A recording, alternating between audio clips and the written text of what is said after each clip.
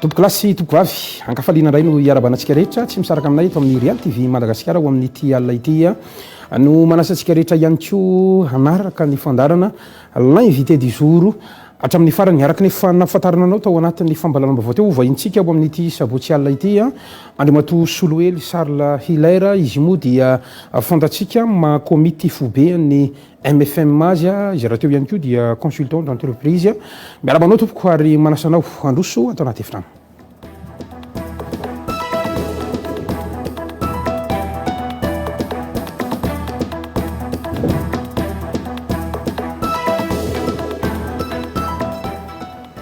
miarabanao tompoko ary misaotra anao nanaiky nasainy ny fandarana l'invité du jour tamin'ity alina ity tompoko misaotra anao Andriamatoa Gasikara misaotra koa ny mpiasan'ny RTV rehetra ary misaotra an'izay manaraka ihany koa ety am-boalohany an'izao fandarana izao mankasitraka tompoko ary averiko ny saorana satria rehefa nitady anao sahirana satria tena efa ela no nahitana farany an'izany Andriamatoa Soloely Charles Hilaire zany tamina fahitalavitra na onjapeo asa tany amin'ny 7 aloha raha ny fitadidiako tamin'ireny resaka ranomasina sy ny maro hafa ireny sahirakirana kely nitady anao tao anatina volana ray ngambany zay isaorantsika ny tompo fa tonga soma tsara eto ianao tsara ihany ny afantarantsika ny tokantrano hoe iza marina ty vahintsika ity androany izy dia anisan'ny fanontana andraikitra isan'ny tokony any teto anivon'ny firenena raha tsy teny ohatra zany makasika amin'ny ancien directeur de logistique ny postre malagasy ianao raha ny fikarohana izay nataoko efa ancien conseiller technique ihany koa anao ana tokony andraikitra maromaro anisan'izany ohatra raha tsy diso ny ministre ny postre sy ny fifandraisan-davitra tamin'ny fotoan'andriny efa CT ihany koa anao zany ny ministre ny tanora sy ny fanatanjahantena ary tsaroky ihany koa efa CT ny asina Andriamanjato moa zany tao anatin'izany rehetrarehetra zany araka nambaraka teo conseil d'entreprise ianao misy fanamariana ihany koa ma komity fobe anao zany ny MFM hatram'izay ka mandraka kehitrio zany Andriamatoa Soloely Charles izay ngamba no afantarako anao aloha amin'ny akabeany asa raha misy anampianao na hoahintsinao tao anatin'izay fikarohana kely fanampiana kely fotsiny angamba ny mpanetretena efa tale général ny orinasa secrène ary koa efa membre cresy comité de redressement économique et social tamin'ny tetezamita ndraiky 90 ka hatramin'ny 3 ary tam'izay vice président ny faritany Antananarivo mahakasika ny offre et demande économique tena zava-dehibe ny alalantsika an'izay satria tsy maintsy miainga amin'ireo ihany koa na fa atsika ambroso anatin'ny ady hevitra ny loha hevitra zay noetiko androany dia hoe andao ho jerentsika le firenena Andriamatoa Soloely Charles ary miazakazaka ihany koa raha pirenena anisan'ny tena afantarana mpanao gazety anao ny fitondrana famakafakana makasika ny zava-misy ny raha pirenena anisan'ireo olobe zay nitety ataontsika hoe republika maro ihany koa raha zany Soloely Charles izany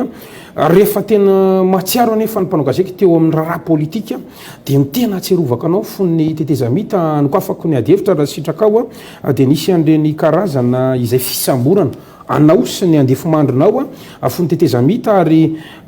vesatra ny ampangana tamin'izany fotoana zany ny ilailalana hoe atteinte à la sûreté de l'État ankehitriny tsika mifampiresaka io mba te anontanany ao hoe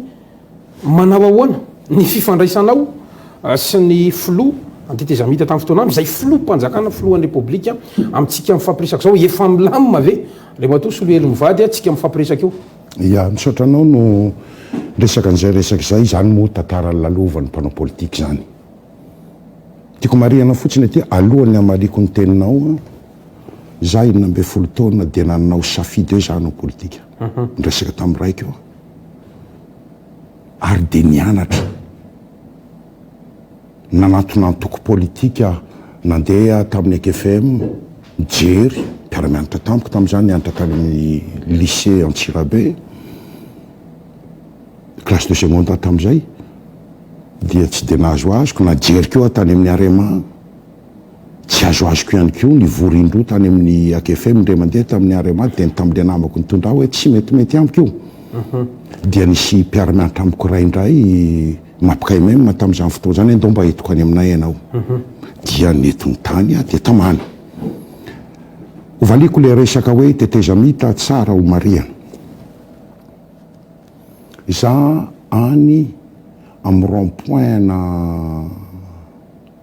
inona ty voaka amin'ny bypassy makany lalan'ny Tamatavy ty Ambomangakely no miantso any vadiko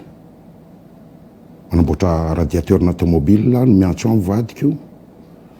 hoe voasambotra Andriamatoa Arvelo efa maty izy io alatsiny ranona anarany chauffeur ny orinasany vadiko dia niakatra avy any Ambomanga nakany an-trano fa hoe inona zavatra misy dia tsy nahazo vaovao a dia hoe ny fiadanana nakeny dia nisamborana azy tao anatin'ny tomobile nahitana prospectus fa tsy tracta manko tsisy soni fa prospectus misy telefoninao misy hira-pivavahanao misy tenin'Andriamanitra ary ny titran'io dia hoe ny fahamarinana manandratra firenena izy io zaraina tamin'ny fiangonana za nalaina dia anetsika mitondra fivavahana io dia nentina teny Ambatomena imprimé io dia nisy apahany angamba teo amin'ny 30 teo tao anatiny dia io nolazaina fa taita la sûreté de l'État ny tomobiliko mpitondra touriste misy mpivady avy any Angleterre hoentiny tomobile io ny ampitso amin'ny 4 maraina nasamborana azy zany dia misy vola ao ny gazole nidirana amin'ny parka ny enda amin'ny teny chauffeur ary ny enda amin'ny teny guide miaraka amina chèque tsy napetraka eo montany fa natao hoe à l'ordre kosa ny Victory Hotel agnamban'izay raha tsy diso io trajet io avy eto Antananarivo makany Tuléar mandalo an'ity Tsingy makany miverina eto Antananarivo makany Endasy be miverina eto Antananarivo nanodididina teo amin'ny 12 millions de francs teo ny vola raha tsoloko mantsy le famontaniana Andriamatoa Solohery dia hoe nambara tamin'ireny fotoanandro ireny ho an'ny mpanohana amin'ny fitondrana tetezamita fa ianao no namatsy vola an'ireny etsika mitondra fivavahana ireny ary anisan'ny tao ambadika marina ve sa diso zay tsy marina zay inona zany ny antony nahatonga anao tafiditra ny anaranao tao anatin'ireny zavatra ireny ka nisokajinanao manozongozina ny fiandrianam-pirenena zavatra nisy talohan'io nisy nanantona ny olona pomba azy hoe andao satria zany niala tany amin'ny Secrène tapitra ny contrat-ako tsy renouvelé midingana nefa nisy vita be dia be dia andao hiaraka aminay fa alefa valomanana za tsy nety azana nohatra an'izay ny antony be dia be ny enjeu ny firenena vaventy sy ny mpanambola vaventy vahiny teto Madagasikara miodikodina ao anatin'io resaka io sy ny par rapport amin'izay resaka tombontsoa sy sisa zay tsy nekeko namako zay niala niara-ny asa tamin'ny Ravalomanana saika nandeha nomba tany za tsy nandeha mihitsy ary za raha tsy actif akory nandritra ny resaka mouvement nandritra efa izareo efa tonga eo amin'ny fitondrana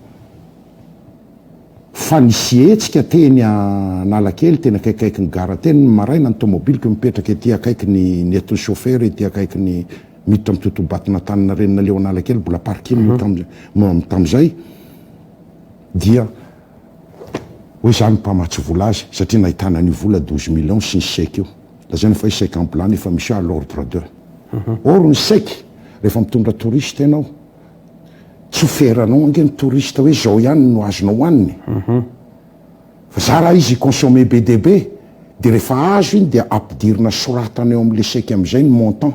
ao anatin'ilay facture zay ny tsy nahatonga an'le montant teo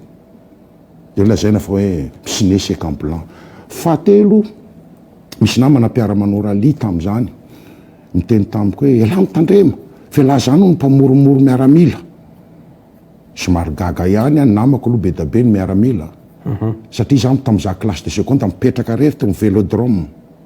tao a Tsirabe ny 10e 11e promotion saika pakon amiko ao an-trano efitra ray ihany ny occupeko misy efitra 10 nefany ao dia mindrana efitra ao amiko ireo dia mifakalala dia mifampiresaka fianaka amin'ny famille koa betsaka ihany koa no ao anatin'ny forces armées dia misy anao hoe milamina ve za ndray zany amin'ny politika tsy mba manao tendrom-po na folentika ny hevitra ny programma izay ny fampitsarana sy fampiresahana fa raha vao amin'ny politika no tafiditra anatin'ny hoe olona samy olona mifandringaringa dia tsy lavitra an'izay ny fikasitanana sy ny famonono ny mpiray-firenena eny any mba afatro ny antony tsy maintsy resantsika an'izay mantsy dia zao mandraka kehitrio ao anatin'ny fitondrana ny fandimby dia tsy afabela mihitsy ity ataontsika hoe atteinte à la sûreté de l'état ty ary saika fitaovana ray na fantsona anankiray ahafahana manenjika an'ireo afavaly politika na ihany koa ireo tsy mitovy hevitra eto amin'ny firenena inona ary ny lesona hoentina andriamato soliery androany ho an'ny firenena mahakasika an'izay atteinte à la sûreté de l'état zay ary hitatsika ny fisiny zany nitondra inona ho an'ny Madagasikara inona ny lesona azotsika tsy hoany ya raha jerena ny tantaran'ny Madagasikara deuxième république ny fantatro ny ainako dia nisy any ny atteinte ohatrany hoe affaire André Olson ny Gaston Ramarson ohatrany hoe manona anarany maty azy afady indrindra momba an'izay hoe saika nobatsana fa ity ao anatin'ny période foy nandritra ny tetezamita sy ny am'izao no be indrindra ny filazana fa atteinte à la sûreté de l'état olona miresaka amin'ny Facebook ve mety fausse information no nomeny mety zavatra diso ny voiziny zay ve ny atteinte à la sûreté de l'état ka ho aminao manokana inona ary ny tokony hisokajiny ny atao hoe fanehoan-kevitra anankiray ka ho tafiditra ao anatin'izay atao hoe fanozongozonana ny fiandrianana ohatra amiko zany fanozongozonana ny resaka hoe fanjakana mitambasy misy fiokona mihitsy zany manongana fanjakana fa ny inona mahatonga an'ilay olona isaky miteny de sûreté de l'état izany hoe vokatra ny période ray lalovana hitan'ireo fitondranyireo fa hoe goragorotsika ary manomboka tezitra ny olona na efa mampiakapeo dia aleo misy olona ho teneneo manao sûreté de l'état mpampipetraka ny hafa dikan'izay tsy voajatsony ny démocratie sy ny anteran'io tsika ao anatin'ny Union africaine mialatsiny afa misy document kely ho jereko momba n'izay le resaka hoe Union africaine zay mazava mihitsy ny ao anatin'ny article 3 ny resaka promouvoir tenue régulière l'élection transparente libre et juste afin d'institutionnaliser une autorité, un gouvernement légitime ainsi que le changement démocratique de gouvernement. Raha jerena ao amin'ny article 1 chapitre 2 anio anaty zay signataire anio Madagasikara renforcer ny adhésion promouvoir an'izay zany ny amin'ny état de droit fondé sur la suprématie de la constitution et de l'ordre constitutionnel dans l'organisation politique de l'état parti promouvoir et protéger l'indépendance de la justice misy eto ve zany tanteraka avy ary mipromouvoir an'izay démocratie zay reo rehefa tsy tanterahanao zany na tsy ianao aza sony azy no ny continuité de l'état dia tokony manaraka an'izay ianao satria tsika mpikambana ao anatin'ny Union africaine mpikambanatsika ao anatin'ny resaka ONU zany efa atteinte amina dignité humaine sy ny resaka droit de l'homme amin'ny fanehoan-kevitra raha tiako resahana dia zao io ny natonga anay ny fandona tamin'ny Ratsiraka hoe mandeha misokatra ny tsena miditra amina économie du marché tsika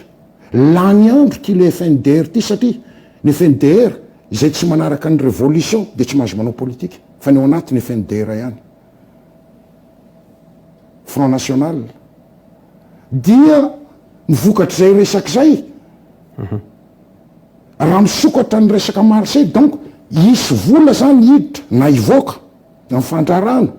tapitra zany l'économie le hoe encadré na hoe ny état sady état no opérateur dia ilaina misokatra manao démocratie tsika zay suite logikany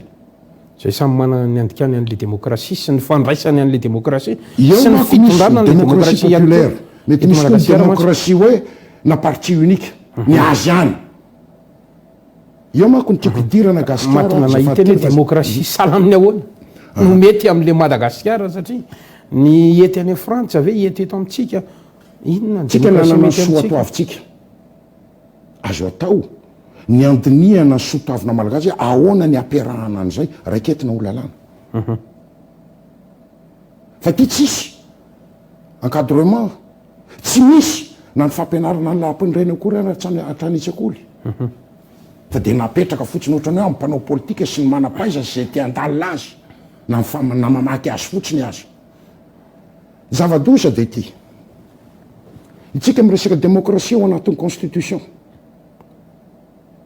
miresaka koa tsika ny mandat impératif ny député zany mandat impératif zany inge raha jerenao amin'ny famaritany Jean-Jacques Rousseau anazy amin'ny hoe contrat social dia mandat omeny vahoaka n'ilay député ary mazava mihitsy ny mission fa voavoaka an'io le député fa tsy mahatanteraka zatrehetreheta vahoaka dia sorony vahoaka tsy zay nefa ty ary raha ohatra mandat impératif dia tokony miaraka aminy satria souveraineté populaire ny resaka dia tokony tenenina zany tsy député de Madagascar fa député de circonscription nefa ny ao indray milaza hoe représentatif nefa souveraineté nationale fangarika zany zahatra biby tsy mitovy mihitsy zany tsy azo ampiarahana nefa dia ataontsika ao anatin'ny resaka lalam-panorenana zany dia ndikany dia zao rehefa anontanianao inona ny antony nanaovana an'io dia zao ny valiteny amin'izay le olona tsy mivadika loko politika tsy mivadibadika parti fa ny zava-miafina ao anatiny tena enjana raha vao tsy mitovy hevitra ianao hamibaiko ny exécutif na nibaiko ny lehibe anao même parti aminao dia fa tratra ny menasy ianao hoe roanay ianao nitranga zany tamin'ny resaka hoe tadidinao le voten'le hoe genre député Brunel no président par intérim ny assemblée nationale rehefa nahita misy fa miteny frantsay ana tsisy miteny gasy dia niteny tamin'ny député zay za tsy vote an'io inona ny antony hoy ny député mba miresaka amin'ny député ny tena mifanohatra tanteraka amin'ny kolotsaina ko izy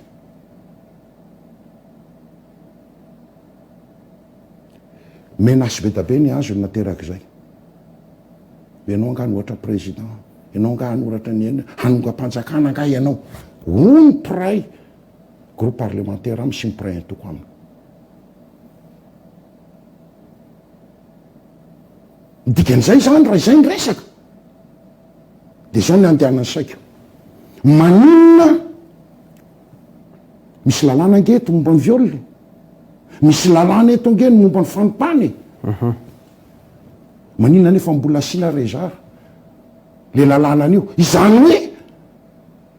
mendala ntsika mandeha makany amin'ny fanekeny any arina any zay fa tsy zao ny resaka mariage gay satria dikan'le lalàna na dia tsy voalaza mivantana raha matahotra hoe raha mahita lehilahy samy lehilahy ka miaraka tsy azonao opany tsy azonao kasihan-tanana io nefa nefa misy lalàna no mikasy tanana amin'ny lalàna efa misy hatramin'izay hoe raha vonikasy tanana zany dia eliko zany na manompa olona dia eliko zany na manambanimbany olona dia eliko zany ka maninona nefa mbola sinanyity izany hoe fiheverako manokana zarina mahita ny olo ny olona tsy andrabiraby an'io tsy hiady amin'io tsy hanompa an'io tsy hanenjika an'io afaka 12 taona 15 taona mezatra ny olona dia mora ny manatanteraka ny lalàna fanekena ny mariage gay andehanany eritreritra zany dikan'izay zany raha ohatra feheziko tsisy ny fisaraha-pahefana eto Madagasikara amin'ny samy androm-panjakana fa bakeon'ny exécutif ny député satria fisiny ny mandat impératif fa raha mandat représentatif io afaka miady hevitra na tsy fidy an'io ary ianao na te hiala azy ianao tsy afaka misy manala anao sy andehaninona anao eo souveraineté nationale ny resaka fa ny mandat impératif sady manafoy ny intelligence amin'ny olona tsirairay tsy hanao fikaroana fa ikarepotra sy mpandray baiky foana ny antony mahatonga atsika am'resaka mantsy a de mengy amin'ny lalam-panorenana avokoa ny zava-misy eto Madagasikara ary efa nampidirinao zay resaka zay zay tiako hidirana kely ao anatin'ndray mavo satria maromaro ihany lo hevitra ho resantsika miverimberina foana mantsy eto Madagasikara ny hoe fanitsakitsahana ny lalam-panorenany zay filoham-pirenena mietreritra na mitady ikitika ny lalam-panorenana de misy fiatraikany misy aza miongana mihitsy zany ny zava-misy eto Madagasikara ka mahatonga na ametraka fa am'tanina ankehitriny hoe aiza ho aiza mariny Madagasikara sy fanajana am'ty lalam-panorenana ity fa lalam-panorenana sala amin'ny ahoana ary no mety am'ty Madagasikara ity fa raha mijetrika ny États-Unis anjato taona maro tsy misy mikitika ny lalam-panorenana fa nahoana ny eto amintsika isaka misy filoham-pirenena ka mihevitra amin'ny tenany hoe andao anova lalam-panorenana any am'izay mapetipety azy mitotika any aminao fanontaniana anao ahoana ny lalam-panorenana mety amin'ny Madagasikara ary raha io lalam-panorenana io inona amin'io ny tokony hokitiana na tokony ho esorina tsy mety amin'ny Madagasikara de matoa solohery sarla misaotra ny ainatsika ny atao hoe régime présidentiel ny ainatsika ny régime présidentialisme ny ainatsika ny régime parlementaire tamin'ny andro zafy io président zafy azafady zao tsika miaina am'ty ny zakananao régime parlementaire ny fitondrana herinadronanao ampianatra aloha ohatrany tsy nety mivoaka le izy tsy hoe régime parlementaire aloatra io mbola présidentialisme io fa ty atao eto ty en même ma constitution te instauré présidentialisme fort présidentiel fort azafady régime présidentiel fort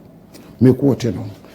inona moa ny anaovana gouvernement ve tsy anatanteraka ny asa fampandrosoana igéré sy andrindra ny resaka firenena fa maninona no misy vola be amina miliara apetraka ny président de république hoe provision sy fonds souverain inona zany ilana le gouvernement lasa saina ianao misy toy ny mandat impératif hitatsika nandritra ny vanim-potoana ny pandémie président de république de Madagasikara foana no hita naiza naiza surplanten'ny miaramila ny ministère ny santé nefa ny haretina no resahana ara-pahasalamana no miamehana ara-pahasalamana nahita avenao tany amin'ny firenena hafa fa ny miaramila de natao hitaigina ny andraikitry ny ministère ny santé na ty Afrika ary de nitsika nananganana rafitra hafa voalohany de efa misy an'ty rafitra ty tsika efa tena miomana efa tena vonona tanteratsika efa tena andrasatsika zao aretiny zao nipotrangeny aretiny nitranga daholy am'izay lakunina rehetrarehetra tsisy fitaovana tsisy fanafody sisisa ho azany ny lalam-panorenana dia anjara ny mpanao politika mifampiresaka ny société civile ny opérateur hoe inona ary fifanarahana ohatra ny ahoana koa no atao mba hisiny resaka stabilité ny amerikanina nge normal raha ohatra stable satria izy tsy manaiky lembenana na olona ao anatin'ny antokonao rehefa diso anao anatrehan'ny lalàna de diso ianao ianarany hatrany am-pianarana io anaovana devitra hatrany am-pianarana manomboka any amin'ny fahazazana stable fa ny atsika tsy zay zay filoham-pirenena tonga eo de manao constitution mifanarakaraka am'izay everina mety antony mahatonga an'izay ihany koa hoe tsika manao fitsapake-bahoaka dia tonga de le lalam-panorenana anankiray no ndray lanina ny ataontsika hoe andininy rehetra ao anatiny na eny na tsy fotsiny andre matoka mahatonga ny mpanao politika manao ady akafetsena ny anatiny andininy vitsivitsy satria tambabe no andanina anazy tsy otra ny resaka eo aloha ny niveau atsika gasy raha miady hevitra aminao eo ka anotaninao izy hoe ahoana fidiana eny fa tsy ny valin'izay mety ho avy any fa saingy tsy ho avy izy ty zany resaka ilaina ho apetraka ho culture atsika mihitsy ary zay ny problème mpanao politika am'izao be de be le olona tsisy culture politique na ny tantaran'ny fokotany honenany io araha tsy ainy hoe ahoana moa na tonga ny anaran'ny fokotany io fa naninona moa no nisy ny eny ambany tanàna ary nanomboka hatramin'ny andron'izy any nandefa an'io teny dia inona ny argumentation tamin'izany vanim-potoana zany fa naninona ny tsy 1958 ny proclamena ny fitondrana fa naninona ny taty ny indépendance fa ty 1960 betabe nge tsy malala ny tantaratsika fa dia zao handehaka toerana laha hoe lasa io ndray zany nohatra création d'emploi vaovao ny fandeha fanaovana politika satria zay manao politika sy mitondra fanjakana dia ohatra netinety aingana dia aingana ny fiainana izany hoe izy vo andeha hiditra ao zany dia efa kianja azony corruption andihizana rehefa eo aminy fahefana atria zay nefa ny anime anazy alohany ny azahoana fahefana ka tsy za rery no afaka amaly hoe constitution ohatrany ahoana ho atao roa sa telo ny constitution mba hisafity ny voaka nahatonga an'io nge tsotra e verina am 91 rehefa nanomboka nietsika ny hery velona dia nietsika koa ny ariamaso ny olona dia niteny hoe izay côtier dia aleo miditra amina fanjakana federaly izany hoe entina amonona sy andemena n'izay zavatra mandesy ny etaetan'ny olona eo zay ny zavatra misy ka mahatsiary ny olona fa maninona tokoa moa ny eo an-taninarivo foana ny mahazo ny vola izy tsy mieritreritra hoe be nisa ao ka zay olona be olona dia moramora miverina ny vola ateraky ny taxa maro isan-karazany ny atsotra namerina ny volana aketo an-tananarivo ny centralisena raha manatsoa nisy côté inge tao e nisy côté koa nde nitondra tamin'ny deuxième république ny troisième république naninona ny tsy nediny président mihitsy hoe ndreo tonga de zao ny atao teny ivato vo nitondra kelikely tsy hoe te en 2014 izay raha tsy diso a nisy an'le fionambe ny karakarain'ny fiangonana FFKM za commission 8 tamin'izany nyteny hoe tokony ho tapahany eto ao anatin'ny 5 taona farafaharatsiny tokony 40 à 50% ny vola miditra any amin'ny faritra tsirairay avy dia efa tonga dia mijanonao aminy vola azony avy any nefa ny miary ty an-taninarivo meko ohatra ianao ray amin'ny sehatra fa fiarina samy amin'ny faritra ny fianaratso misy mandoa vola amin'ny fisika o fianaratso na mety any vatovato fifinancy sisy nefa misy ndray aty an-taninarivo falazaina grandes entreprises or lafo be le aty donc ny resaka concurrent de poids de mesure zany tsy mampandeha fiariny zany ka so dia tokony any amin'le fitsinjaram-pahefana no tokony ho heverina soahitsy raha mato solohery mantsy satria tsy ampy an'tio ny fahefana izy ireo le tompona raiky ny vondrom-bahoaka mihitsy nio resaka io fa onga aty ampivoany daholo le fahefana ka tsy afaka manapaka akory ary na le be an'ny faritra zay tokony anetsika ny vola ho aminy tsotra voalaza ny raha-pandrena hoe aminao décentralisation tsika manino io tsy taterahana tsy hoe décentralisation olona nomena fotsiny fa hatramin'ny vola manaraka azy iasany ampandrosoana ny faritra misy azy io aketo aloha tsika ny dingana vita dia olom-boatendry no natao eo koa le mbola tsy mifanaraka amin'le lalam-pandrenana koa raha ohatra zahatra problème dia zao ao anatin'io resaka io raha tena resahako aminao eto Madagasikara misy manko ny atao hoe lento sensu ary misy ny atao hoe stricto sensu le stricto sensu tia ny lalàna io tsy azonao interprétena zavatra hafa io fa ny tsika interprétena zavatra hafa ary zay saika manjaka meko ohatrana vitsivitsy ianao chef de région zay ny voasoratra anaty constitution tsy misy mihitsy ao hoe le gouverneur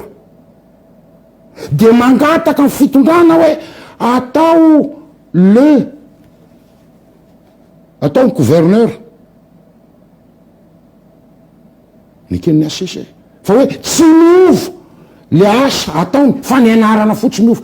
or définition ny atao gouverneur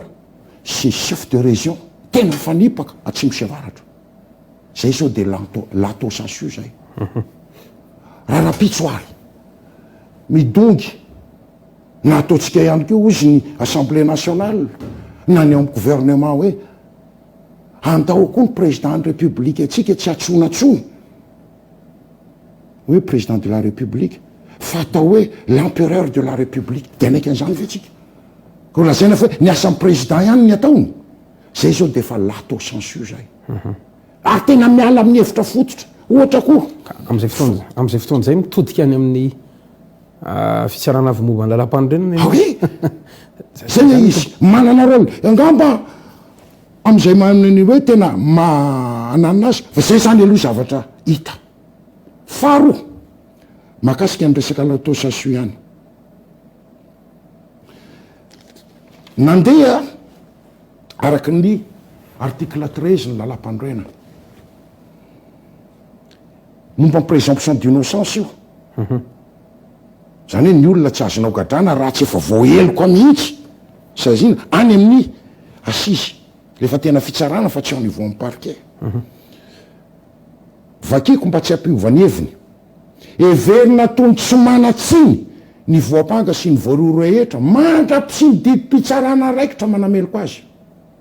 toe-javatra manokana ny fitantanana ponjavonjo maikana hoe ny MD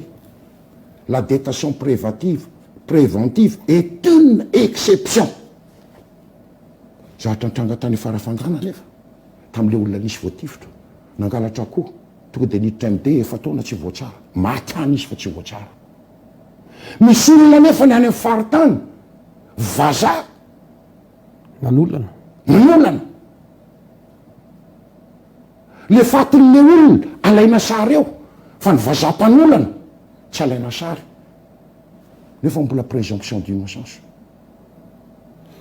de zavatra misy hoe pisoloky de miaraka eo ny polisy na ny gendarme zay nahazo azy maka sary azy ty fotsiny tapenana aiza le dignité humaine iny zao directeur général ny misy olona roa tao amin'ny total le tratra ny IST zao moa efa levé le IST maninony reny arany tsy niditra MD zay zao de fa lato censure koa izy amin'ny fandikanan'le resaka lalàna fa stricto censure voalaza ny constitution nefa io ny fahatelo ohatra zavatra akaiky ihany keo ahatra tena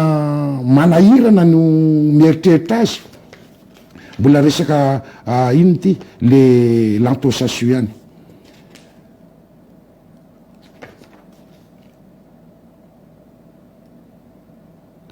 mandeha tsika dia misy miteny amin'ny fitondrana hoe izao hoe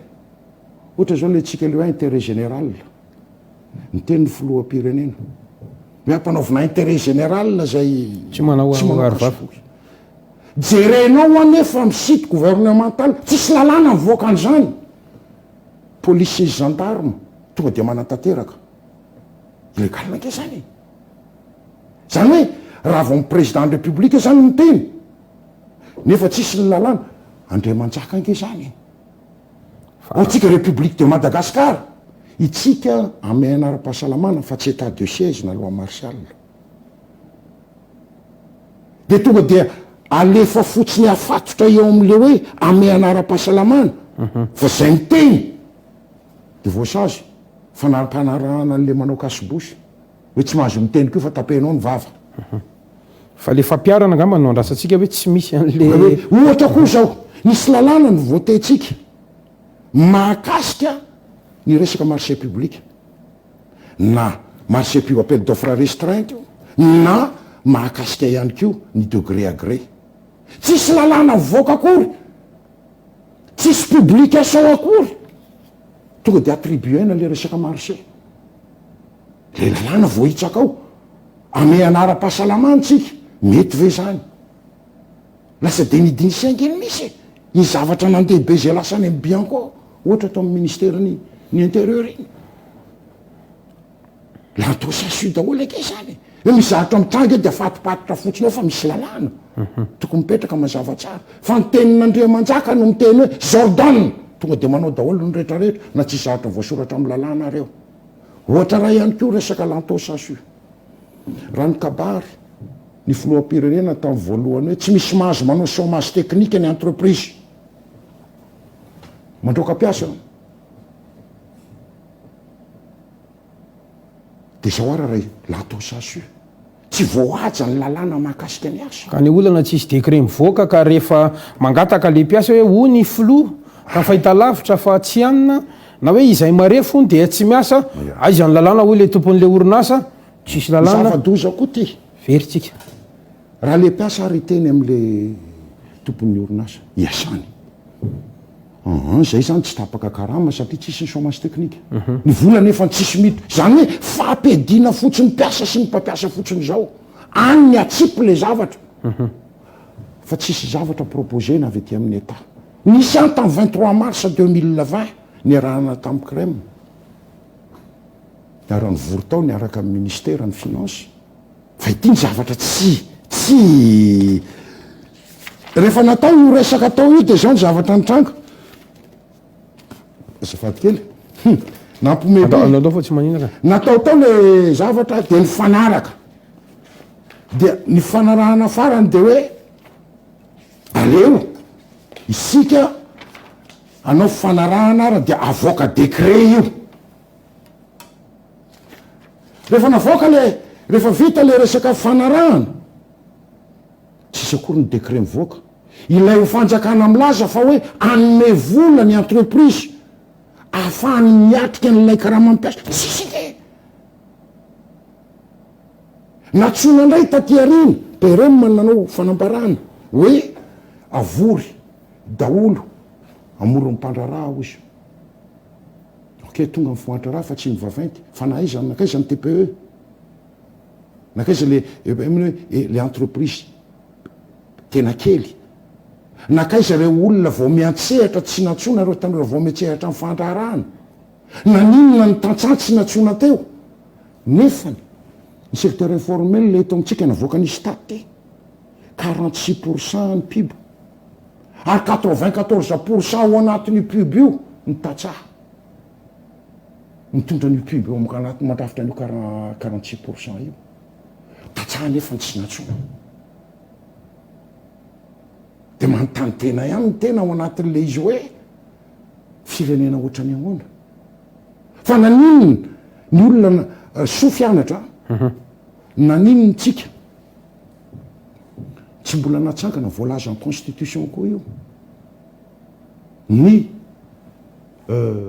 conseil économique et social et culturel tsy voatsangana eo hatram'izao raha natsangana nefan'io nandritra n'izao resaka pandémie tao fantatra ny hevitry ny mpandraraha fantatry ny hevitry ny société civile miaraka amin'ny société civile sy ny mpandraraha io ivelany parti antoko politique zany tsy ao fa tsisy zay fa de manapaka de omana mitoy ihany tsika ao anatin'izany rehetrarehetra zany raha sitraka ao satria mbola iresaka kely an'le RSS raha rotiko ny fahatongavanao eto fa milohan'izay aloha tsy maintsy resantsika kely ihany koa le raharam-pirenena amitsika mifampiresaka zao zany andrasantsika ny fandraisana fitenenana zay ho ataon'ny prime ministre no sady lehibe ny gouvernement malagasy any amin'ny firenena mikabana zany rehefa minitra vitsivitsy eo satria tokony amin'ny folora alina eo zany izy no andray anjara zany ao anatin'izay zay tsara ny mariana fa apary amin'ny alalany ataontsika hoe visioconférence izy io andre mato solohery ny fantanina manitikitika anara sitraka ao eo amin'ny lafiny fifandraisana resam-pirenena sy ny lafiny ara-diplomatika dia ny hoe raha nandinika ianao tamin'ny farany de mbola ny prime ministre ihany no solontenany Madagasikara tany niaraka tamin'ny délégation ity na de tsy misy intsony zany délégation fa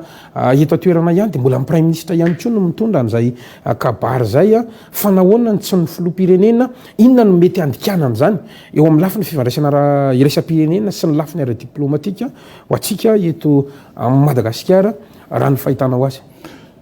io aloha tsy misy lalàna mipetraka hoe tsy maintsy président ny république na tsy maintsy ny premier ministre mety mbola sahirana angambo izy tsisy afaka hamantatra hoe inona amin'ny datiny androany aloha inona no tena ao anatiny io resaka io fa misy resaka ohatran'izao mipotra sahoao andresaka rehefa nisy lay fitenenana mahakasika ny doublon liste le efa nisy ny fitenenana azafady tsy doublon liste fa le nisy candidat maromaro nangezy izy na kely fa candidat izy alohan'ny premier tour ny teny hoe amboaro aloha ny lisy mpifidianana de ny teny navoron'ny président Seny ireo rehetrarehetra reo ozy président Seny raha mbola io modena scrutin na lisy mpifidianana ohatran'io de isy foana ny alabato mariny io lehibe ny fokotany inkely lasa manoratra n'le anaran'le olona zao de iny ny alaina de zao e donc be de be ny zavatra mibanaka ao anatin'izay resaka zay hatonga ny resaka tsy fahamarinana amin'ny raha-mpifidianana mety amitsika ihany zany le tolo-kevitry ny Seny am'izao fotoana zao hoe tokony avadika numerika izy io tsy numerika fotsiny hoe ateo amiko zany namen'ny Seny ny président Seny en particulier ny manokana ny mpanao politika hoe ity ny tena adevitra raha anao raha tenareo mariny io dia tsy nandray an'izay ny mpanao politika ny latsaka tamin'izany vanim-potoana zany nanolotra sisikevitra koa izy mahakasika eo biométrique numériseny io tsy nisy nanoana an'izay ny resaka eniko fa mbola anamarina ny resaka eniko de hoe vonona ny ONU vonona ny Union européenne vonona ny Allemand ifinancie ny fanaovana an'io le carte biométrique io numérisena azy fa rehefa ny fampiresaka tamin'ny tompona ndraiky mpanjakana ny mpanapa-kevitra reo paraît-il fa manaiky reo eo maso fa tsy vonona ny andeha hanao an'le izy nefa avy eo satria tsisy signature nivoaka ahafahana mitondra anazy eo anatrehan'ny ONU io ny Union européenne sy zay firenena mifandray amintsika te hanampy ahafahana mandeha manao an'izay izay ve sao de hoe isy fanontaniana an'izay ve any raha marina ho ia zay le tiako faharoa tamin'ny fitondrana Andriamatoery Rajaonary Mampianina dia nangataka tsika hanao an'ny RSS nany hoe ny réforme secteur de la sécurité ny kabariny teo anatrehany ONU président de république tamin'izany tonga de d'accord financendry zareo io na niditra tao anatin'io Union européenne Union africaine ny zay bilatéral zay firenena mifandray amintsika 20 ans financieny io nandefa ny expert rehetra io mba hatsara n'io réforme mahakasika ny resaka fahalemana io vita ny stratégie telo taona ny nanaovana an'io 2014 vita en 2017 aty arina efa voasininy décret ho atsangana ny bureau de coordination ny RSS mijanona eo misy pile valo ao anatin'io réforme ny tafika réforme ny gendarmerie réforme amin'ny polisy ny réforme ny justice ny réforme ministère ny atany ny telo ankilany réforme ny resaka renseignement ny réforme ao anatiny ihany kio mahakasika ny société civile sy les deux chambres parlement ny zavatra nisy nefa ny nataony tafika restructuration indray ny nataony fa tsy réforme de le pilier fito zany midabika eo soreny reo ambony reo atria misy vola ao anatin'io ahafahana manatsara n'le resaka sécurité eto Madagasikara zay koa mety endrikendrika la atao sensio zany anoany le adikadikako zay zavatra ao anatiny nefa tsika tena mila an'izay ary misy vola eo fa tsy volanao homen'ny olona sy accompagneny anao zany ao anatin'io resaka eo zany rehetrarehetra zany zavatra misy zay kio ve mety ho zay kio ve famarina no tsy mbola fantatro hatreto no anto fa vinavina moa fa tsy misy aloha mbola veriko lalàna tena hoe tsy maintsy président saika président ihany daholo moa ny akamarony mandeha any na hoe tsy maintsy premier ministre ihany ko fa dia ao arinao angambantsika mety ahalala ny antony hoe inona mba tsy olazain'ny olona hoe manelitsao.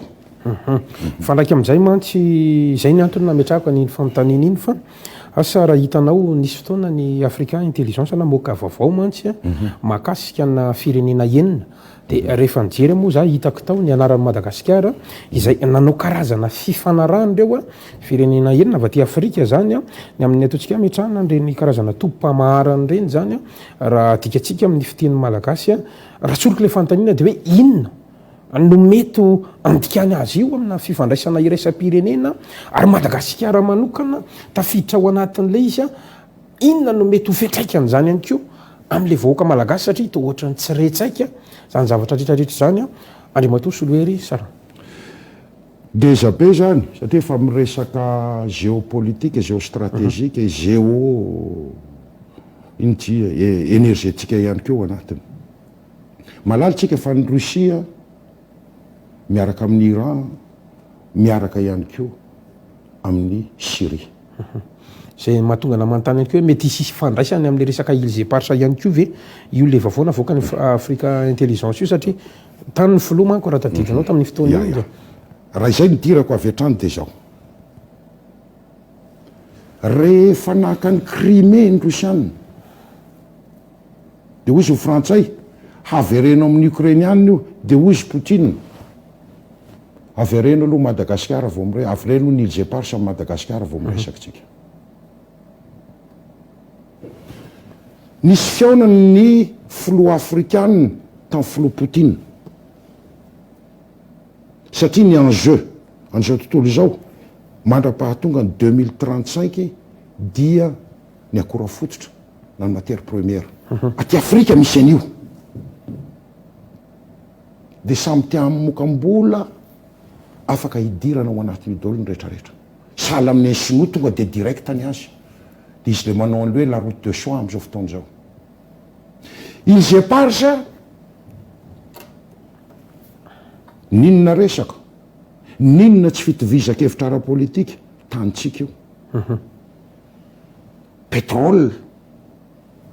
gaz ngeza be ny ao anatin'io ary misy ray ara tsy voalaza mihitsy ny resaka polymétaux fa mety premier gisement mondial io fa io ihany koa le arenan-dranomasina eo ny arenan-dranomasina ny faune et flore rarina raha edina fa tokony efa eritreretina tsika firenena malagasy manontolo dia tsotra ahoana ny vola raha makeo amintsika io ny arovantsika ny an'io fa ho avy daholo ny karazana prédateur ny faune et flore ny pétrole mampiady na dia mifofony fotsiny aza ny frantsay ny sénateur ny miteny hoe anay io rehefa nitsidika tany izy zany hoe fa mafanafana zany ny resaka eto Madagasikara miaramila frantsay miara-mivory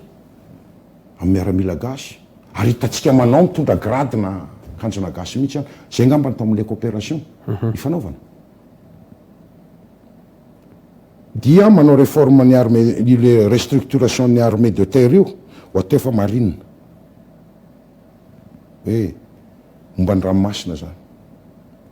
ny américaine tamin'ny voalohany tao anatin'io fa taty arimeny ny américaine tsy tatao tsony fa mipotra eo indray société de négociation atao impel efa tany a Libye io efa tany a zafady kely fa misy zavatra mihitsy manko document momba an'izay atao amikoa alefaso fa tsy manindrana hoe actif be aty Afrika raha nizatra navoaka ny Africa Intelligence tamin'ny 14/03/2019 io tantripony Misrata et Mitiga pour le compte du département d'État américain misy jeu d'influence zany eto ararotin'ny américaine ny mésatanty eo amin'ny frantsay sy Madagasikara miditra ihany koa izy ary io moa dadan'ny américaine io resaka marine io hoe sotretena ole de izy ny antany vola be de mety sotretena amin'ny mariny malagasy akilany koa nefa ny intelligence a de mameka misy firenena enina araky ny resahanao teo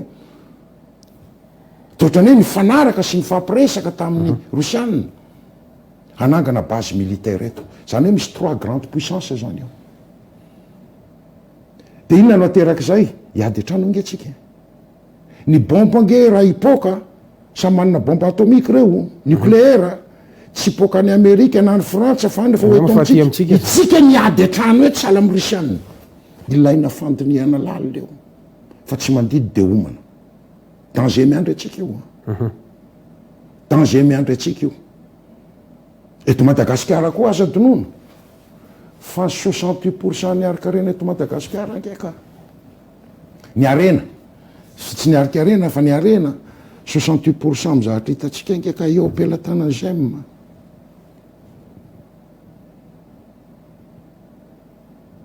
areo mbola hiatanjaka ny antony tsotra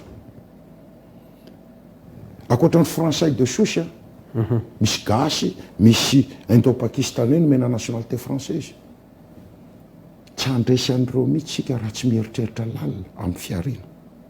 mba hoe gasy mihinana ny vary mihinana ny voalobo mihinana ny arenany atrina ny antony hateraky ty resaka pandémie ty tsika mbola tsy fantatra inona ny relance manao taux à 0 heure zareo anivelany iretolo reto sady afaka mindram-bola amin'ny banketo mindram-boky any France mindram-bola amin'ny Frantsa mindram-bola amin'ny Union européenne amin'ny taux ambany de ambany mpandraraha gasy nefa tsy manana afa-tsy amin'ireo banky reo ihany areto amitsika tsisy base de banque d'investissement zany tokony hoe veritsika daholo hoe atao ahoany ty fa grave be ty situation ty hatramin'izao ny fanjakantsika ny fitondrana moa fa le fanjakana ohatrany hoe fitaovana entina anjakana manany eritreritra monarka kely ao anatiny tokony ho avory ny hery ifampiresahana mahakasika an'io fa raha tsy zany tsika eto tsy lavitra tsika ny ady io zao efa misy fanolanana hoe illégal sy ny resaka légal raha ny loi de finance loi organique 2015 na ny ordonnance 2020 0012 angamban'izay 001 mipotra nefa le zavatra eto a disposition transitoire voalazany 2015 ary am'izay ihany ny azo ampiasaina nefa niny tsy misy ety amin'le ordonnance hoe nul le non avenu ny zavatra alohan'ity resaky ty resahantsika iny de efa aveo raha sitraka ao fa toizatsika kely ihany ny adevitra mantsy ao anatytsikopetraka zany a raha faranako gasikara miova tanteraka ny géopolitika géoéconomique ny géoénergétique ny enjeu eran'izao tontolo zao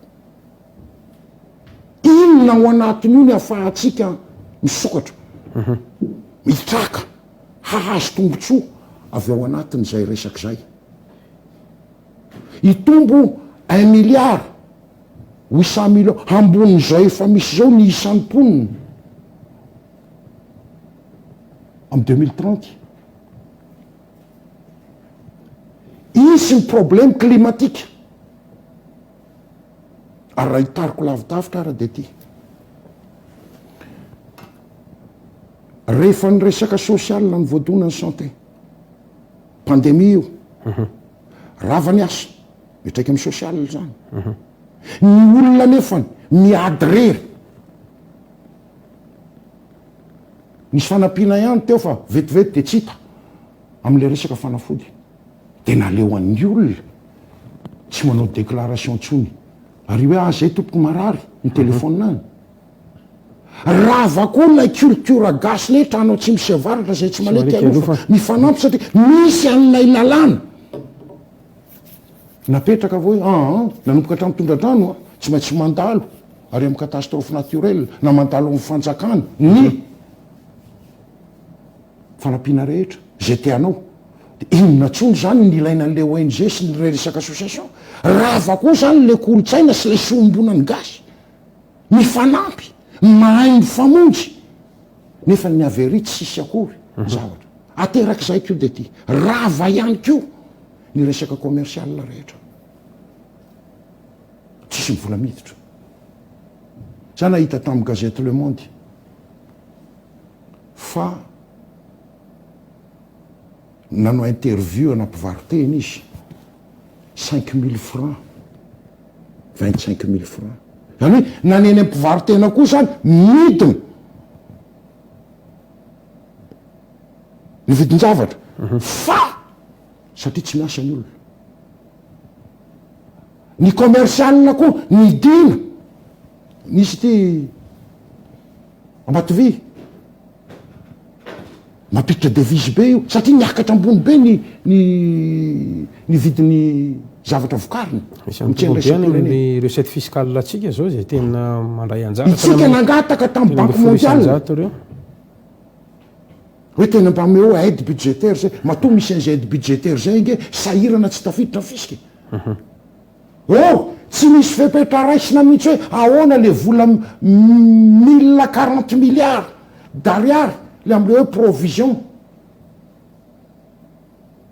za mana sy le inony ty le fonds souverain mana i gasikara fa tsy misy ny vola ahafahana mana tanteraka n'lay vailyrano 3 isy de nisan'ty zavatra ty de alefa amy rubrique ohatra Serge Zafimahofa nyteny teto aminareo angamba raha tsy diso namoaka taratasy izy hoe isy 200 millions de dollars nomeny banque mondiale marian tsara amy rubrique hoe 100 millions de dollars anio anapina secteur touristique nakaiza nefa zany vola zany flo rehefa mikabarika nakana hôtellerie tsika fangasany rôle de l'état régulateur ingeny tokony niadin'ny état sy facilitateur fa tsy état opérateur zany miandry atsika eo daholo mbola misy miteny ana moa tamin'ny ovina tao amin'ny ministre ny tsy ministre ny finance aloha fa raha tsy diso ny fitadidiko veriko raha tsy diso ny secrétaire général rehefa tonga ao amin'ny kitapom-bola mpanjakana io de zay tia ny fanjakana anaovana azy non tsy mariny zany ohatrany société io ozy ny conseil d'administration ity ny ampiasaina ny vola de zay ny ataonao tsy mahazo mikitika an'io ianao misy période fa miera amindray ianao rehefa aveo hoe za mba tianao zao mivorondre mandeha mahazo lala ianao vo manao zay nefa ny tsisy zay nangatana tamin'ny banque mondiale natao aiza ary le vola amiko zany mbola lato censure koa zay resaky zay le andikadika am'izay lalàna ty nanaovana azy ty koa misy lato censure ray fa saika andiniko goavana be na ena nisany 63 na ena 18 nisan'ny membre ny sénat vaovao zay zao de fa lato censure azonao azavaina ve mba ho azon'ny vahoaka manaraka ny fandaratsika le manato censure anazy de zao 18 nisy raha 18 nisy raha 99 ary ny voty de izany mandresy de andikandika indray tsika hoe ao fa manana président ny manapaka farany non une personne une vote olona ray vato ray le usage institutionnel sy ny usage sociétal dikana sy nitsahana fotsiny zao natao 20 fa raha mahita ianao tsy maintsy impera foana ny isa mba isy voaka anakiray mandresy isaky ny voty na tsangatanany io na voty miafiny io fa tsy 18 zay zany na ny usage institutionnel fanao zany any amin'ny entreprise jere anao am'ty zao tontolo zao ty raha mahita nombre impera ianao fa nombre impera foana amina institution sahala amin'ny assemblée nationale na ny sénat zay zao de fa lato censure adikadika fotsiny am'izay tiavako azy eo le lalàna tsy voajery zay lafiny zay mitranga ny problème rehefa sivy leo ka mitrangana ny problème izarany mandresy fa tsy le adikadika fotsiny hoe ao fa fidy inona tena hevitra ao farany président o présidente zay ho avy eo ao anatin'io de zao ny hita am'izao situation zao miseho laniny tsy fifakazahoan-kevitra samy mpitondra ny fitondrana le olona nasainao teto maly de laza hoe rehefa tsy anao nareo avy aloha zay anao na mitady toerana izy na hoana izy izay ny andraisana azy azo adika ihany ko zany hoe miady atrano ve zany le tout à fait raha mihevitra andriamatoa solohery Charles mihitsy miady atrano reo tsy mitovy hevitra ao an-trano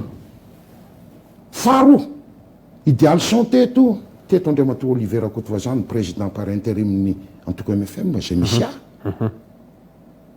andriamatoa idéalson angamba niaraka tamin'ny teto raha tsy diso sa taizy iny andeha mitokana ka dia am'le tsirairay namey andriamatoa idéalson le izy le nandeha nitokana mariny zay hoe tsirairay matsy nametsiny exécutif izy nefa ao anatiny groupe parlementaire IRD dikan'izany tsy hevitra nipotrapotra fotsiny tamin'ny idéalson iny fiainako azy fa tsy maintsy nyresany samynisy parlementaire ary tsy say resaka ny koa nefa parlementaire raha tsy avy any amin'ny tena tompony manana azy io raha izay resaky zay zany nijereny miady atrano ny faharoa mahenik'io azy ao fefa be ny resaka sositra ary anangana antoko atao hoe TGV plus famarina zay tsy fantatro fa heniko amin'ny olona ho aminy mananao proof e zany zavatra zany olona ho aminy no miresaka aloha fa apetraka hoe mbola onono fa ny zavatra misy de zao rehefa miady atrano ka tsy mifampieny na tsy mitovy hevitra anaty de misy olona tsy maintsy anangana tantasa foana reo ny tantara zao tontolo zao matière politique tsy maintsy misy olona anangana tantara foana eo de anangana olona vaovao hitondra azy hitarika azy zay zavatra misy ina ary mandeha antsika satria mamety romarika ny teknisiana hoe efa mamaraparantsika mbola be dibe nefa ny zavatra tokony ho resaka fa tokony ataoko ndraimbava aloha ngamba nylay ataontsika hoe le zava-misy tena hifandritana am'izao fotoana zao efa nampidirinao teo a ny resaka fanatanterantsika ny fifidianana aloha olona andriamatoa Soloely Charles ary tena manahirana be ny etsekila milaza fa misy fanitsakitsahana ny lalàna fandikan-dalàna ao ny etsekilana ihany koa manana ny lalàna zay hoentiny ao anatin'le tsy fa tokony irosona na ampy na tsy ampy ny isa mpifidy lehibe ho anao manokana ao anatin'ny fijery mpanao politika fa ao anatin'ny fijery ihany koa ataontsika hoe ananao zany mba tena hoe manahoana ny fijerinao azy io a tokony irosy ve sa hemotry Madagasikara raha tokony de inona ny antony raha tsy inona ny antony bon amiko aloha tokony alamina aloha ny tany sy ny fanjakana tokony misy fampiresahana mazava ny politique rapport de force mivorivory ny collectif de parlement miaraka amina parti politique de jereo anatin'ny parti politique io fa olona nanoana ny filoam-perinasy nanongana ny ravalo manana tamin'ny androny misopposé aminy zao raha nahitysika tamin'ny nanongana ny ravalo manana saika côté daholo ko be debe tao anatiny nanongana azy efa nanindra tany ny teto Antananarivo ny opérateur économique vaventy na gasy na vazaha reo koa efa misopposé aminy io dikan'izay ho ana de zao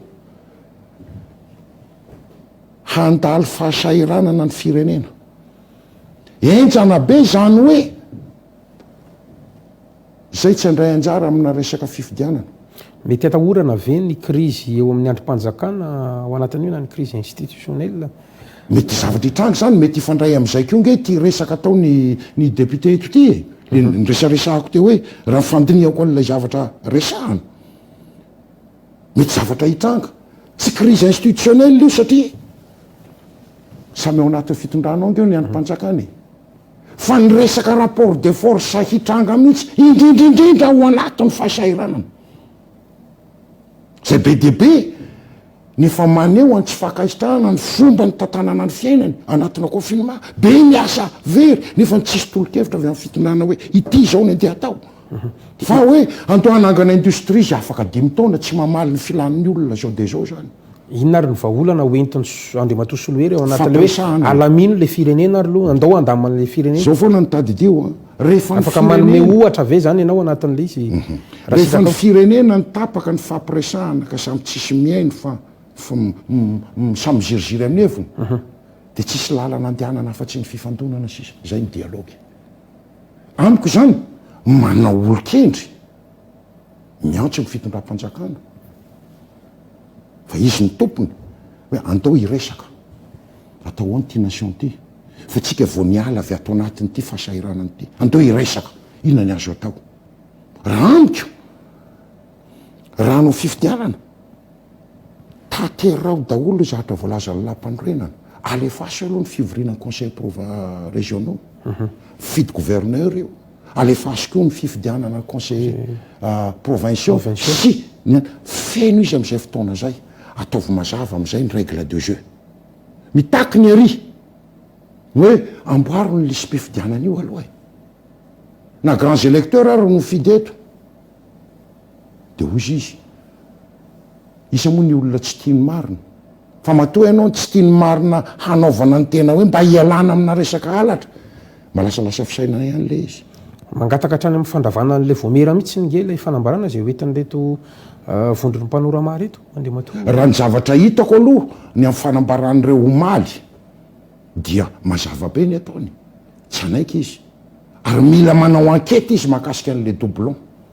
donc raha mandeha zany ny akety mahakasika an'le doublon zay vice président ny tenin'izay resaka zay vice président n'io resaka androm-panjakana io tika manana profy zany izy inona ny nanosika azy nandeha ny teny an'iny nisy fa toerana ve hoe tokony nomena azy izy hoe tafiditra tao anatin'iny resaka iny sa ahoana dia hiteo de am'izay fotoana zay ny danger de ty raha andeha mantsy le fanadihadiana de anao ahoana le fepitoana n'le olona zay holany amin'ny volana febroary anao ahoantsika zany inona zavatra tokony ho atao hitranga zany raha holany am'izay le fepitoana na mandany izy eo izy ange fa nilaza nanao fanambarana fa tsisy andray anjara amin'ny fivoriana zay ny fenteny amin'ny panorama tsisy andray anjara amin'ny tsy fivoriana fa ny inty fifidianany donc mandeha ila ohatra ny kiraro ny be aminazy zany io misy rupture zany eo fa tsisy tsony ny resaka dialogue ary rehefa tsisy ny resaka dialogue ary zay ny tena enquête io daoko ngeza be jereo ny any anatin'ny facebook fifanompanana nge no misy any mifandrangitra nge misy any efa enjana be ny resaka de rehefa hiala amin'ny crise ara-pahasalamantsika de hiditra amin'ny crise politique andray ve zany raha zany ny antony ireo zavatra rehefa misy ny resaka problème ny hoe filetseny resaka sosialy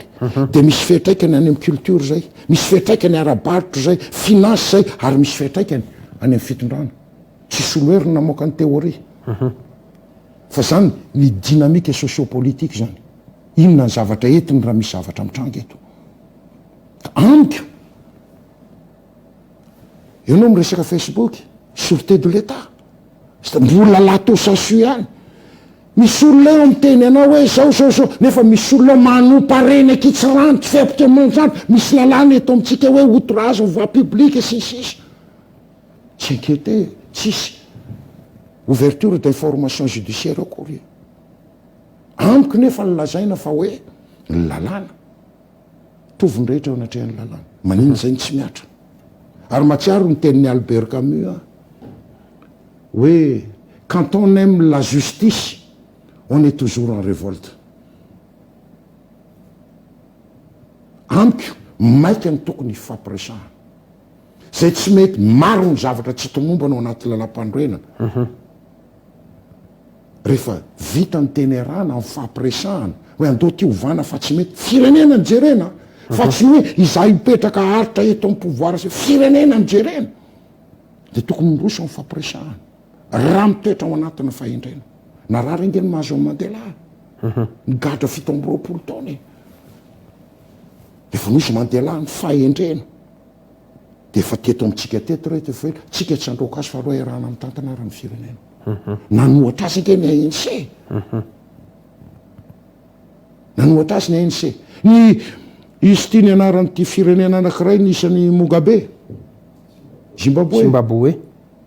nanao ny réforme agraire izy azo niverina hoe manana fahaleovatena sy ny resaka fahaleovatena voalohany aloha de ny tany anomponanao amiko fandroahana daholo rehefa tsy nieritreretiny ahoana ny fianjaran'io ara économique nanahoana ny lalàna nazahoanan'io resaka io de io ny mahazo ny firenena inary mandeha ihany tsika satria tena kely be le fotoana andre matosolohery tiako ararotana kely fotsiny no fatako aminao miasa mitondray mamaka mba manahoana kay ny fahitanao an'ity le resaka rara triple A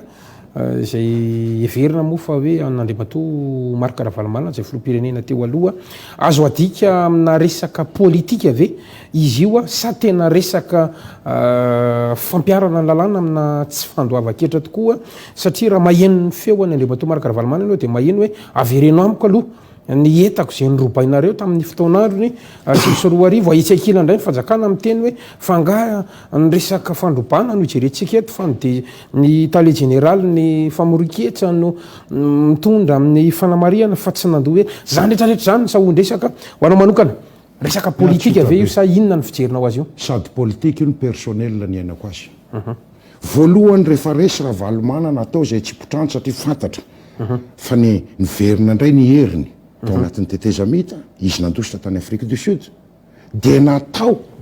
ny fitsarana zany hoe fitsarany mpandresy zay nanonga-panjakana tamin'izany personnel indray rehefa mijery ny zavatra tiarina nisy fanarahana nge raha tsy diso tany Maputo iny resaka hoe tokony averina enda amin'izay fanjakana zay zavatra simba rehetrarehetra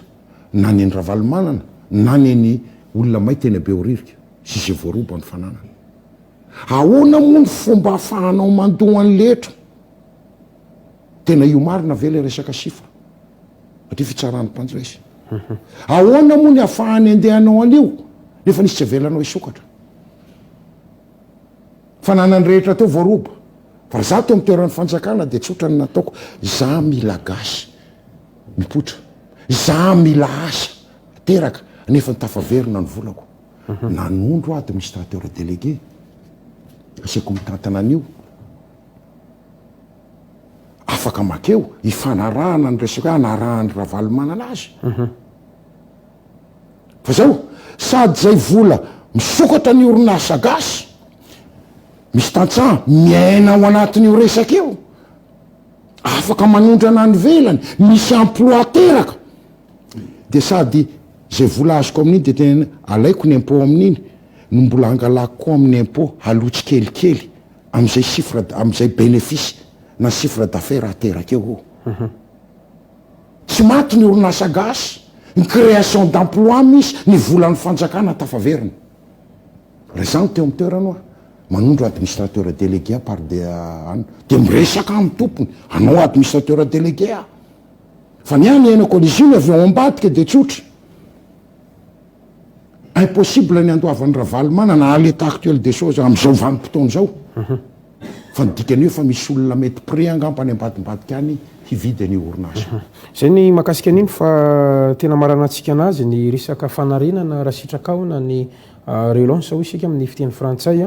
mialohan'izay nefa anisan'ny nanaitra anahy tao anatin'ny resaka ao hatramin'ny teo ilay ataontsika hoe fitohizan-draharaha-mpanjakana izay anisan'ny ataontsika hoe niteraka olana foana ihany koa teto amin'ny firenena satria samy te hametraka tantara sy dia penina na dia tanana eo amin'ny fitondrana avokoa izay mpitondra amin'ny fandimby ny mpamakafaka sasany moa dia milaza mihitsy fa anisan'ny antony tsy nampandroso an'ny Madagasikara ny tsy fisian'izay fitohizan-draharaha-mpanjakana na ny continuité de l'état ho isika amin'ny fiteny frantsay miombon-kevitra amin'izany ve Andriamatoa Soloery satsia za miombona kevitra amin'izay tsika nosy tsika mifandray sy mifankahita eto foana ny firenena mitoetra ny fitondrana sy ny olona mandalo tsisy onona eto ela akory sy maharitra ny any fiheverako dia tsotra za zany mba tsy eken'ny saiko mihitsy tsy fananany mpanao politika atsika fiavosa-piheverana na hoe fiandriana-piheverana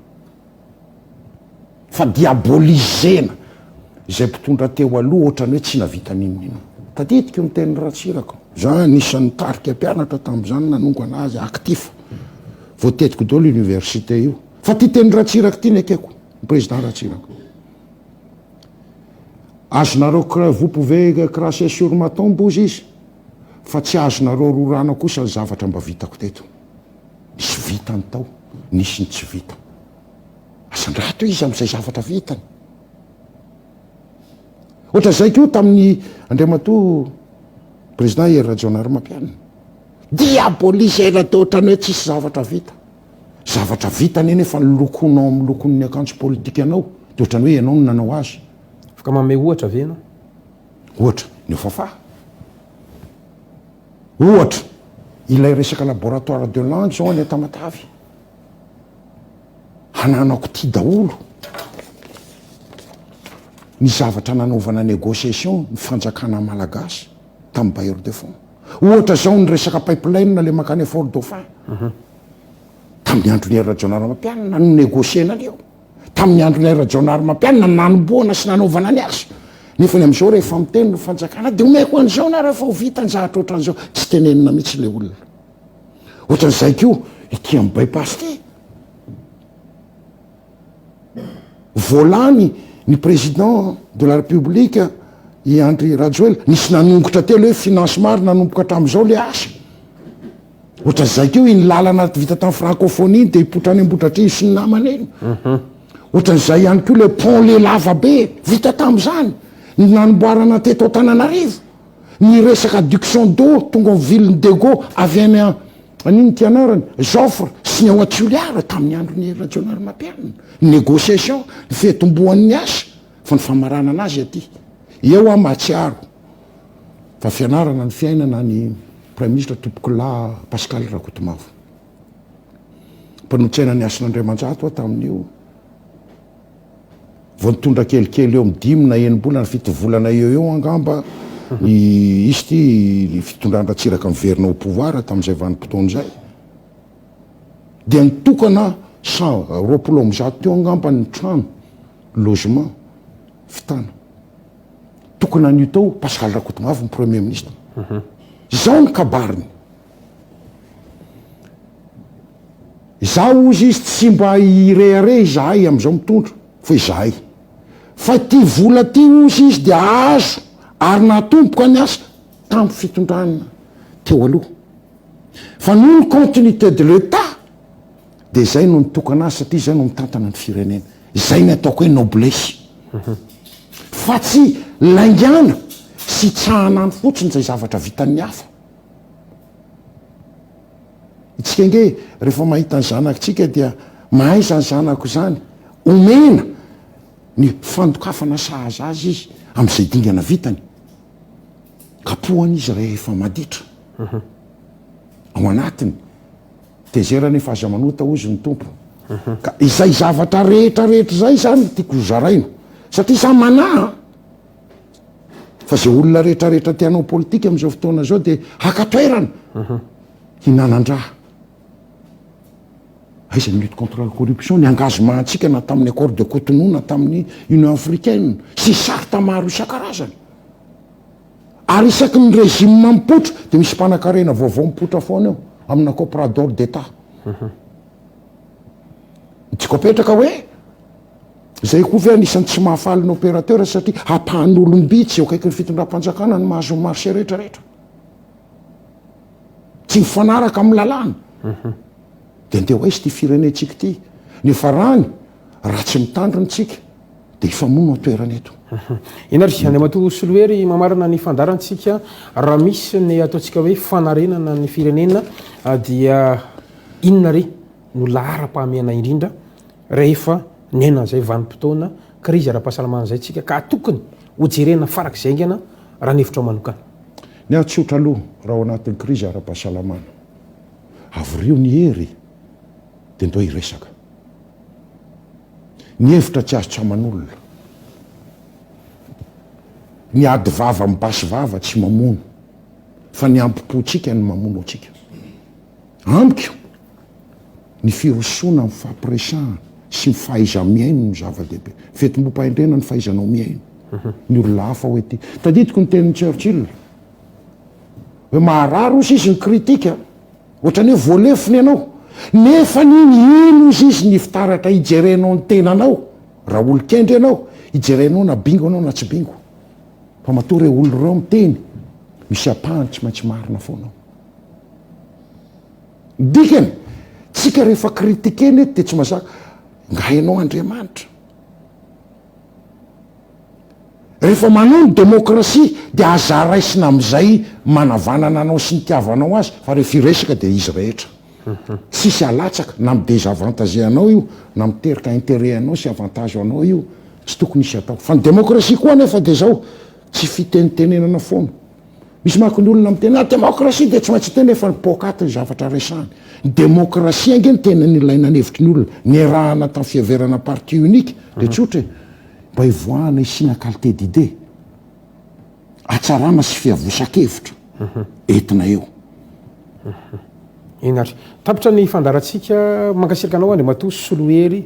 Charles Hilaire nanaiky nasainy ny fandarana ny fitezoro fantatro fa tena mbola marina ny resaka tiana ho resana kanefa voafetrany fotoantsika ary maniry mbola hiverenanao ihany koa ao amin'ny fotoana manaraka raha misy teny farany na afatra farany na famitiana na mety tiana ho ampitaina ihany koa nefa tsy napetrako tao anatin'ny fontanina dia fotoana zao tompoko misaotra indrindra ny gasikara sy ny Real TV ary mpiaino ilakotsiny indraindray any nisy ohatran'ny teny vo frantsay tao anatiny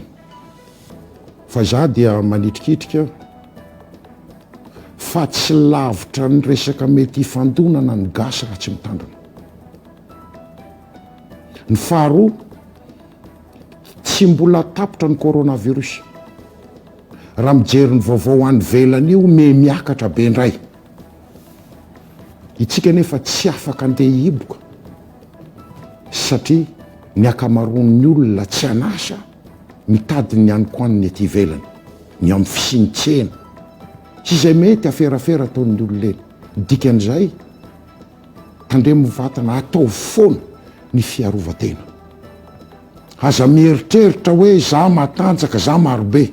fa mba hevero ny vady aman-janakao hevero ny piraita-po aminao hevero ny mpiaramonina aminao ary ny fanjakana koa tokony mandray fepetra mifanandrify amin'izay fa tsy atao solution pomady ny sorohana an'izay sy ny ainan'ny olona misaotra betsaka toko mankasirika anao ary isaorana ihany koa isika rehetra tany atokantrano manaraka ny fandarana hatrany farany efa alindalina isika io kanefa mino izay fa nitondra voka-tsy ho anao sy ho an'ny firenetsika ny resaresaka zay noentinay mirala mianaka tamin'nyity alina ity fa makafakana ihany koa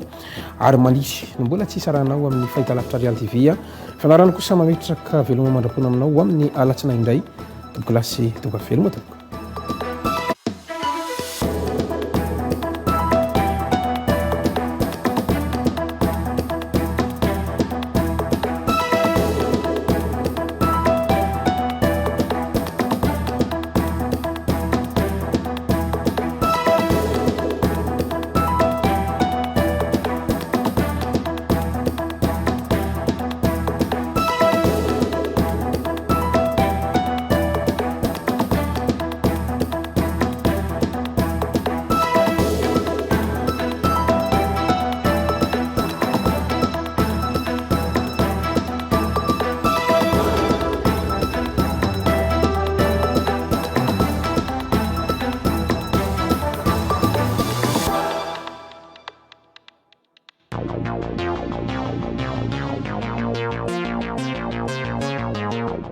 Real News natolotry FTC Aluminium.